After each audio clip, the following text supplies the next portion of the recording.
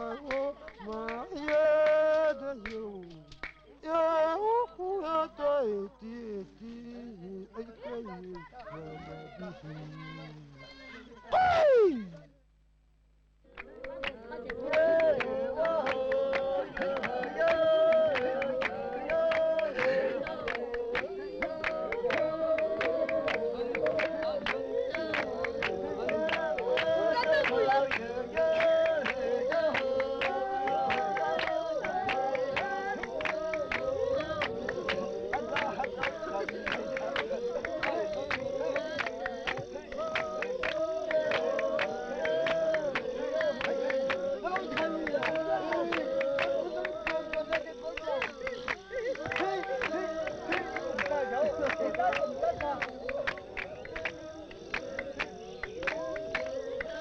I seem to have been born involved with the fate of the Bushmen.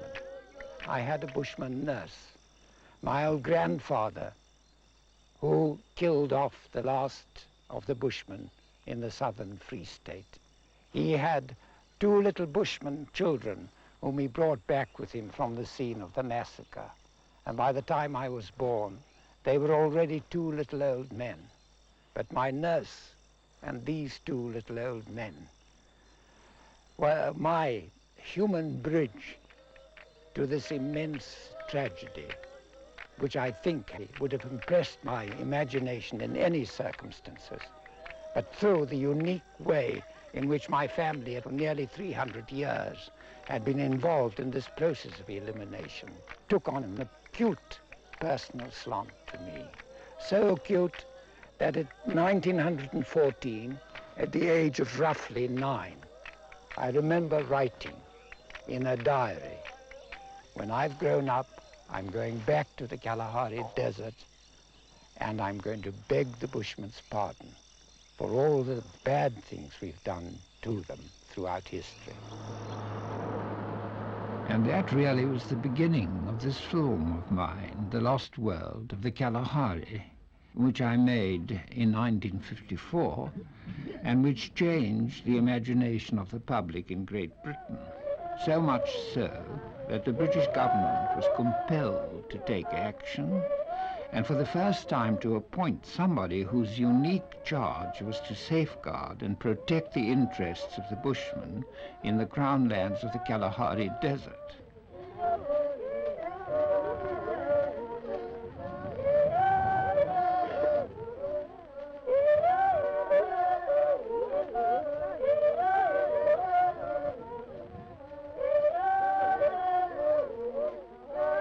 After 10 years of this, the alarm bells started ringing again, and reports started coming out from all the regions, Angola, Southwest Africa, and Bechuanaland, about the process of elimination, far from being arrested, being continued in a subtler way.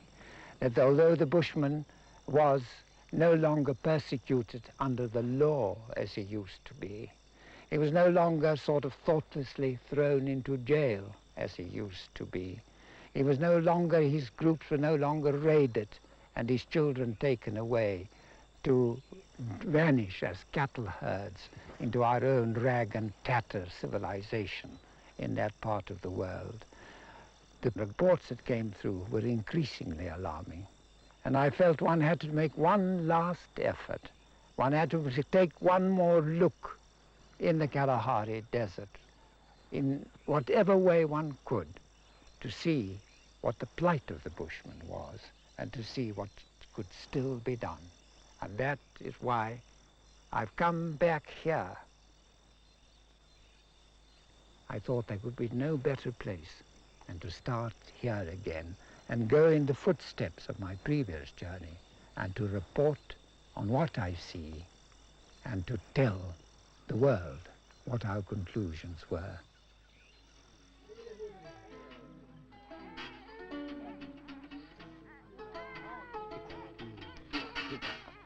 Our first contact, alas, gave us a certain feeling of dismay, because already there were the most disturbing signs of change and intrusion of foreign cultures in what we saw.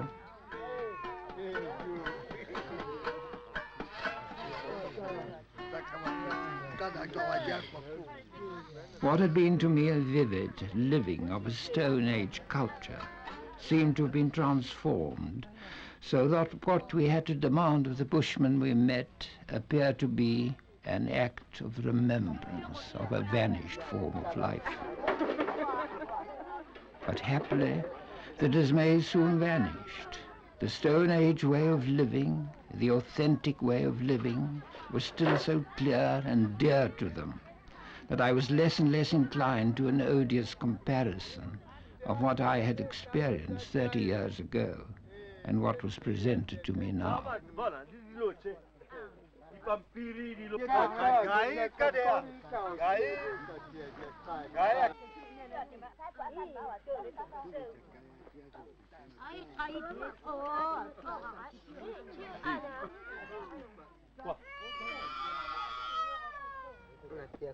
For me, they seemed to be closer to what it meant to be a human being. It was obvious to me that what mattered to them most were their human relationships and their relationships with nature.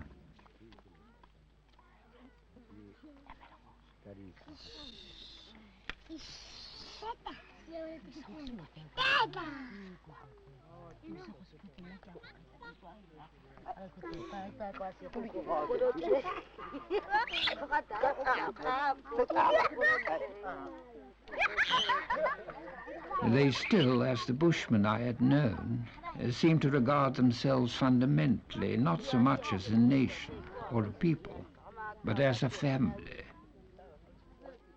They had no captains and kings. The highest honor they could confer on any human being or any phenomenon was to call it grandmother or grandfather. Everything was part of a family. The whole of the universe was joined in an intimate, personal relationship.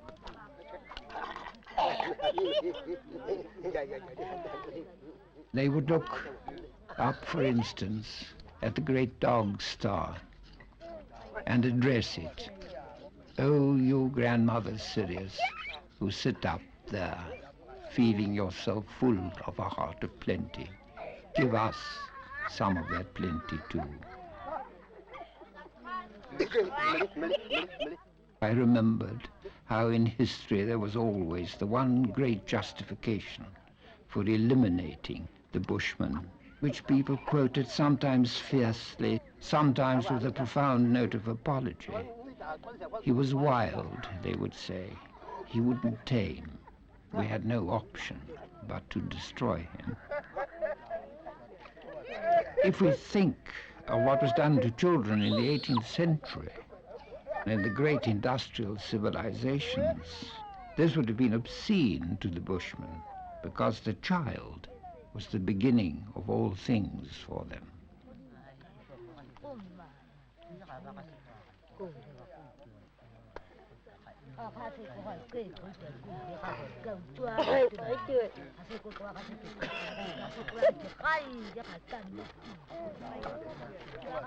There were obviously no rocks in the Kalahari desert to act as canvas for the Bushmen to go on painting, but he used the empty ostrich egg shells to carve and to decorate with the shapes of the animals which still played so essential a role in his life.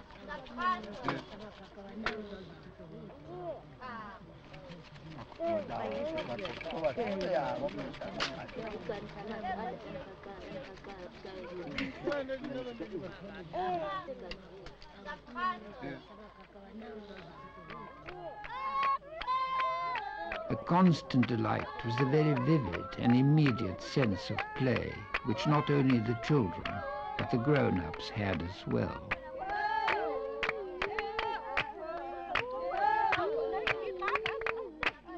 It's a game in which they use the tsama melon as a kind of ball, and because they use a tsama, it is in a sense not only a game, but a celebration of the value of the tsama, because this desert melon is one of the products of the Kalahari desert, which provides them with water and food when the rain does not fall for months on end.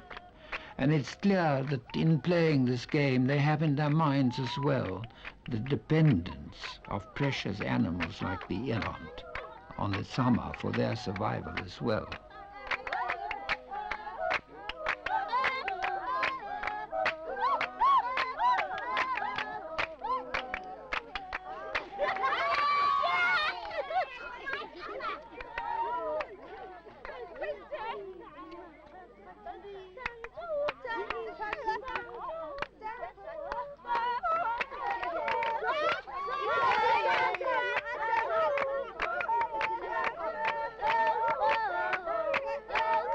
Very often they would put words to the chant and sing.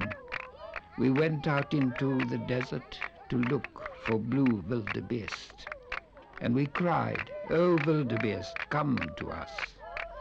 But it just flicked its heels and ran away.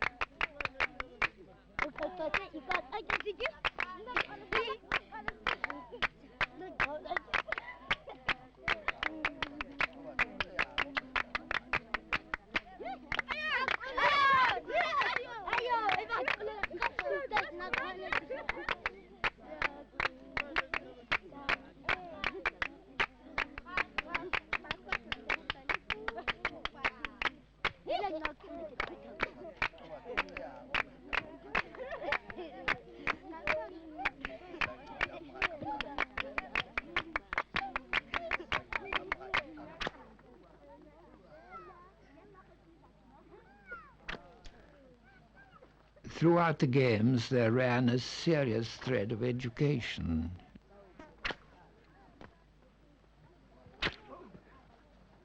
Ngumani is taking little boys out into the desert and teaching them how to use their throwing sticks properly, how to hit a devastating blow, and also to see how far they could throw their sticks to knock over any of the lighter game.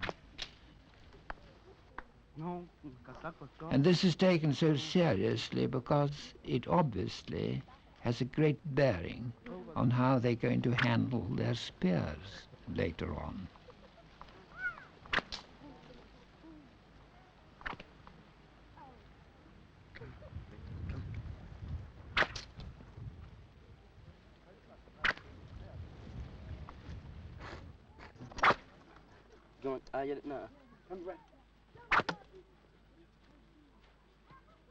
An even more serious lesson for the young boys was learning how to build a snare, because snaring the lesser game is a very important part of the equipment of the hunter.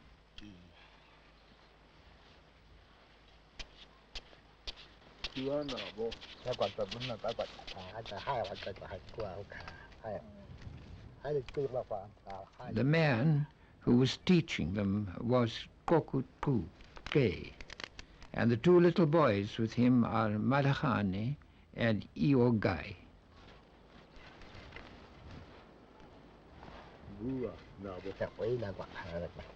خاف كنت كافي وحاد خد عيب حدا كده وكم كوكا عاد مقوي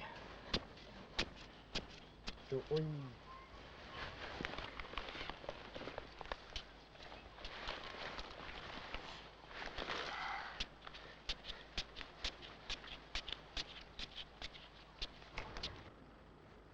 The snare was intended to trap one of the most delicious and nutritious birds of the Kalahari, the lesser bustard, or Koran.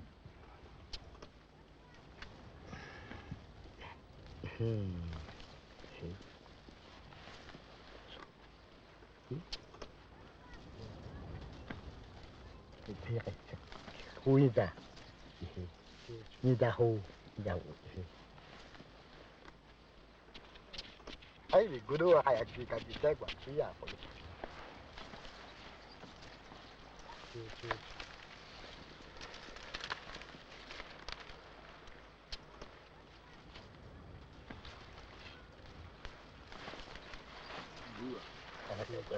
cái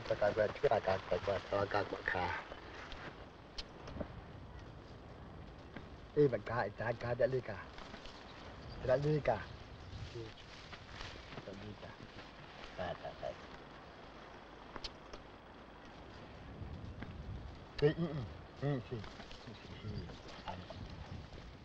Abi, kapunya di kakak lika. Dari Jawa. I was always amazed to see how delicately and sensitively the snare had to be built, and how one stress had to be balanced against another stress, so that the snare shouldn't be released too lightly, and yet should not be put together in such a way that it failed to trigger off.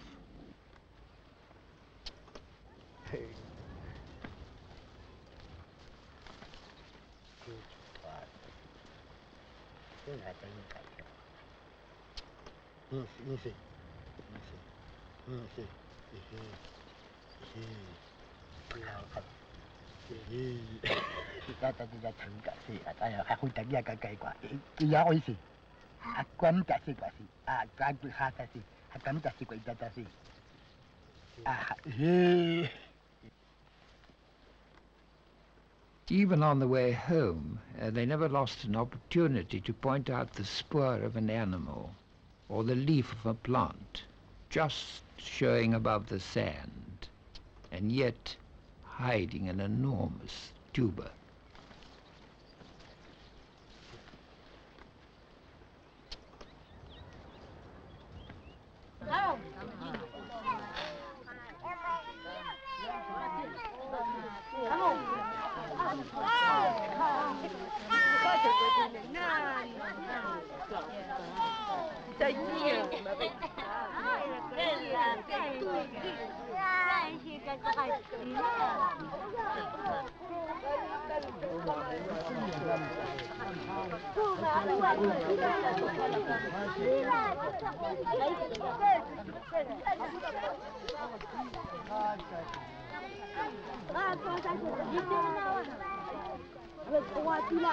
The meal would start with a summer melon, which had been an instrument of play, and now was a means of redeeming the thirst and the heat of the desert.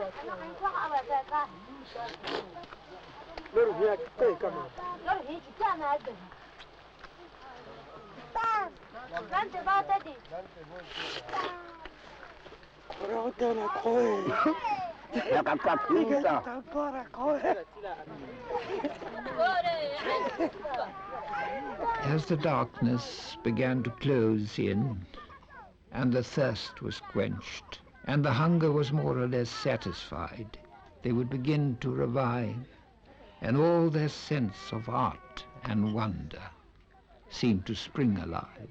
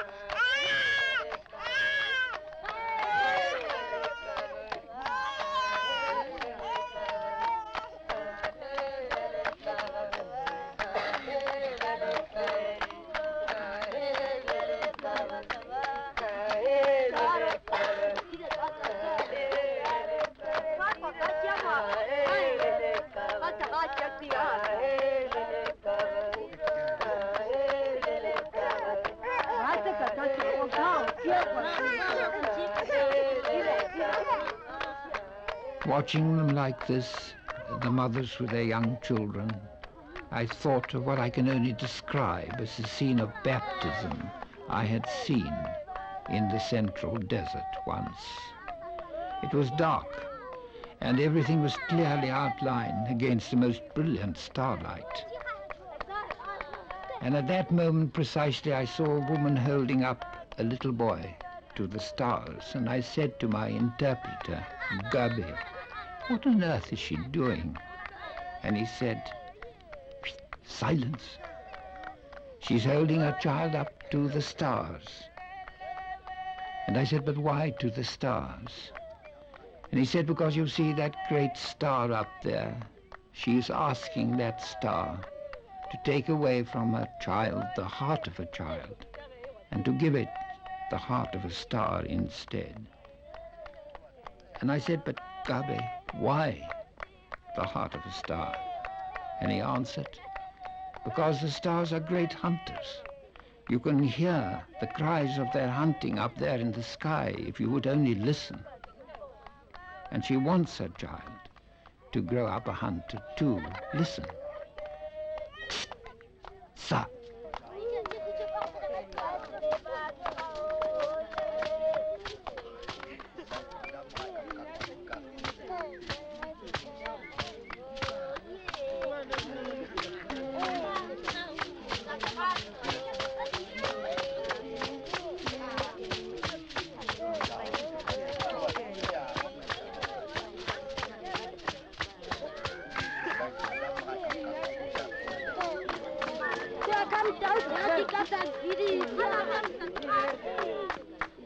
Like all the authentic children of Africa, for the Bushmen, the night and the coming of the night were not sources of fear.